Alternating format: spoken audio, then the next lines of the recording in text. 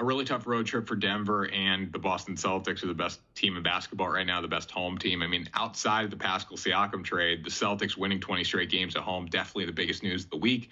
At 32-9, the Celtics are off to their best start since 2008 when they won their last NBA championship. So that's good vibes for everyone in Boston.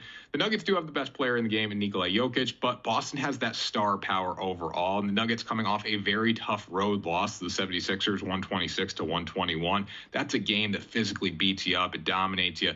And TD Garden is a tough place to continue that road trip after being on the road in Philadelphia. Denver just 11-10 as visitors this season. They have been a much different team away from Denver, and this is not a recipe for success against Boston. Key to the game's definitely going to be Jamal Murray versus Drew Holiday. If Holiday can slow down Murray, I don't see the Nuggets keeping up in this game down the stretch. Jokic is going to make plays. We know that. Nearly averaging a 25-12-10 triple-double. But the collective team is just so much better for the Boston Celtics. And with all the momentum they have right now, it's hard not to lay the points here at 5.5.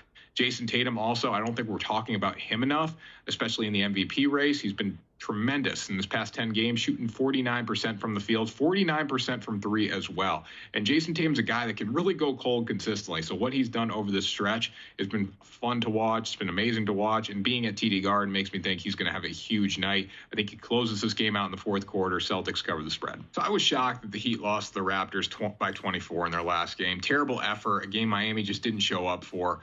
They still won 3 of their past 4 games. They're playing really well at home right now, so that's something to lean on in this basketball game. The Atlanta Hawks been very bad on the road, and overall for that matter. I don't want to hype them up. They ain't saying they're good at home. They're really not. Trae Young's questionable for this game. He's been wildly inconsistent, though. However, he is the engine that runs the team, and in his past 10 games, he's shooting 28% from 3 and 38% overall. If you're Trae Young, the centerpiece of this franchise, and that's what you're doing, this team's going to have a hard time winning basketball games. And then in 2 games against Miami, he has been really good from the three-point line, but I just don't think you turn it on like that. I think consistency wins, and not saying you're going to boom against the team that he's played well against. Overall, he's playing through a sickness. So if he is on the court, I can't trust him to deliver in this basketball game. I don't think we see the Michael Jordan flu game here. Overall, this game's going to come down to defense, though. The Hawks 26 in defensive rating, and the Heat have covered the 6.5-point line in their first 2 games against Atlanta this season. So Atlanta could turn it on, but I do think the road struggles are more likely to continue than them coming out and playing well in this game. Jimmy Butler's in his 3rd game back since coming from the injury.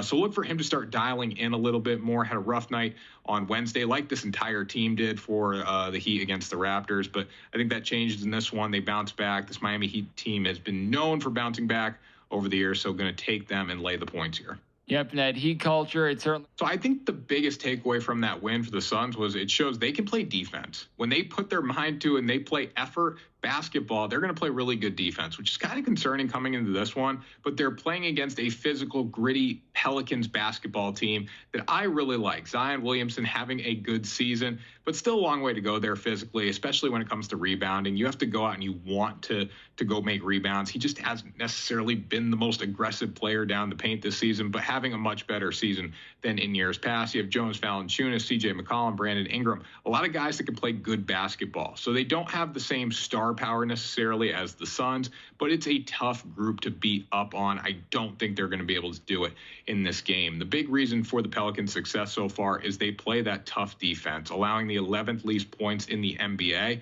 and they've constantly held strong offenses to bad nights. On the flip side, you have the Suns, who've been scoring a lot. They've been confident. They've been shooting the ball well. And they had that massive fourth quarter comeback against the Kings. They were 25-1 live in that basketball game. So if you took them, congratulations. But I just don't see the comeback happening in this one. I think it's going to be a tight game throughout the entire night. And I'm going to trust the Pelicans to slow them down because of their physicality. Zion and Ingram both doing over 21 points per game. McCollum was made big shots down the stretch. The offense exploded against a bad Charlotte team in their last game. So they do have a little momentum there. But overall, gritty defensive win for the Pelicans. There's been so many questionable coaching decisions with this Orlando Magic team, and I trust Nick Nurse a lot more. And the bottom line is the Magic don't have that one player in the post that can defend Embiid. His size and strength is going to wear down Orlando in this basketball game. He's close to unstoppable. 2nd straight 41-point game he's coming off of. He was 60% from the field against Denver, 10 assists, 7 rebounds. Even with Jokic on the court, Embiid was by far the best player. He showed up in a big way, and that's what you need in a big market. You need a guy that you trust to get get the ball to and can put it in the basket. He's averaging 35, 10, and 6 in his past 10 games. And the 76ers really seem to be finding a rhythm. The Magic have been great at home with a 13-5 record, but overall the roster is just more talented for Philadelphia. And then going back to those questionable coaching decisions, it's hard for me to trust Orlando in this spot. Again, Joel Embiid going to make a difference in this basketball game. I think the 76ers have a ton of momentum. I mean, you have no choice but to have momentum coming off a win over the defending NBA champs like they did. So they carry that down to Orlando and find a way to cover in this game.